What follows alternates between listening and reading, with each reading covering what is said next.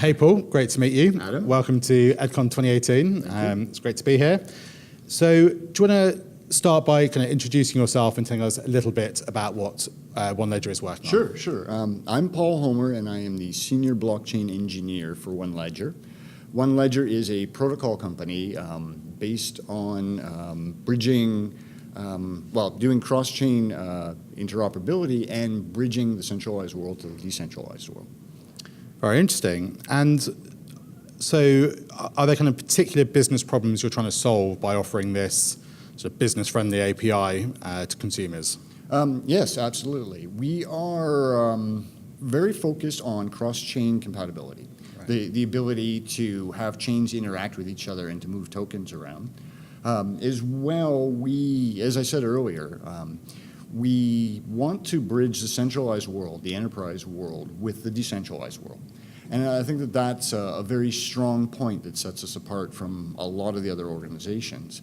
And as a kind of added bonus for being able to do this, we want to build up a marketplace for business modularization and allow not only for businesses to have safe technologies that they can do to produce commerce on the internet, but also to allow the developers to participate in the whole functioning of the scheme.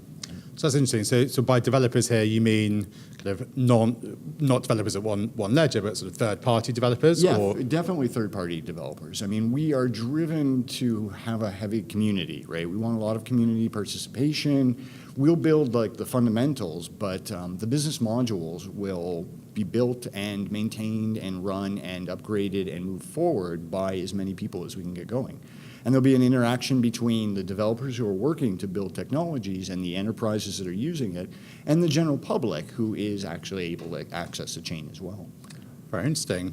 And are there any kind of particular technical challenges in the blockchain space that you're working on at OneLedger that you're particularly excited by or particularly challenged by? Sure. One of the key challenges that we have right now is obviously the cross-chain mechanics, right?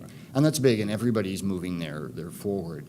We're also going to go deeper and deal with some of the consensus algorithm stuff as well, right? I mean, we talked about this multi-level consensus, and we want to be able to tweak the balance between the safety and the number of people and the trust issues, because we think that that's a strong place where we can get a lot of good performance issues out of. Okay. So that makes sense, and definitely performance is one of the kind of key challenges working in the blockchain space. I think we're really focused. Well, performance is big for us. Reliability is first, though, right? We want reliability. We want safety. We want to make sure that when people do transactions, that they know that they're safe. Right. And in the blockchain world, because there isn't a particular party out there that you can rely on, right? It's the safety of the technology that underpins all this. It's the quality of the engineering. That makes sense. And then, so one thing I'm particularly interested in is that we've seen over the last year or two this kind of proliferation of blockchains, obviously starting with Bitcoin and Ethereum, but now there's hundreds or thousands of blockchains. In your view, in the next sort of few years, do you think that's going to continue, or do you think it's going to be a kind of consolidation of blockchains and a few bigger winners? I think that the problem space is just so large that it has to continue. That you couldn't have one technology kind of bind all the stuff together. Like, you're never going to have one coin or one chain. And the only way we can really deal with the massive scalability issues that are out there is by having lots of different technologies. But when we do this, it's important that we ensure that they interoperate, that they work together, that things can flow. Because we don't want a lot of choke points out there between the technologies, preventing things becoming kind of broken and falling apart on them. So at OneLedger, are you looking to kind of out-of-the-box support like every single blockchain that's out there, or are you focused on a few key blockchains? No, I think we really want to go for every single blockchain that's out there. And what we're doing with the technology is we're trying to expose the features without forcing different blockchains to kind of come to us. Okay. We want to go to them. We want to put the features out there. We want to make sure they're usable. And I think that comes back to what the business modules will do for people. Because the chains are different, they're always going to be different. The technologies will move, they'll shift. The modules will make it easier for companies and for enterprises and even for individuals to be able to interoperate across the space. And the modules will protect you, but also give you the access to it from that higher level. That's really interesting. So Polymath is in the business of helping institutions and companies issue kind of regulatory compliant security tokens as opposed to utility tokens, which is largely what we've seen over the last 1 to 2 years. Do you think there are kind of some particular areas that OneLedger kind of helps enable that type of business? Yeah, absolutely. I think that as a foundational level, we're there to make sure that the technology isn't interfering with the higher levels.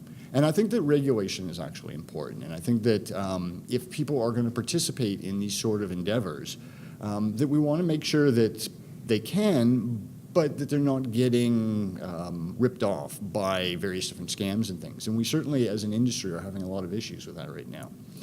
So what Polymath is doing is focusing in on making that a much safer and much more rewarding experience. And what we can do is we can encapsulate the technological problems so that they don't have to, well, so you, Adam, don't have to focus on that, right? That it really comes down to this pairing between, having these ideas and then being able to implement them. I think that's really interesting. I think one of the kind of key barriers to adoption is giving, for businesses in particular, is giving them these kind of technologies which are sort of easy to use and don't necessarily kind of abstract away some of the complexity of the underlying blockchain technology. Right. So that's great. Thank you very much for your time, Adam. and it's great to meet you. Too. Thank you.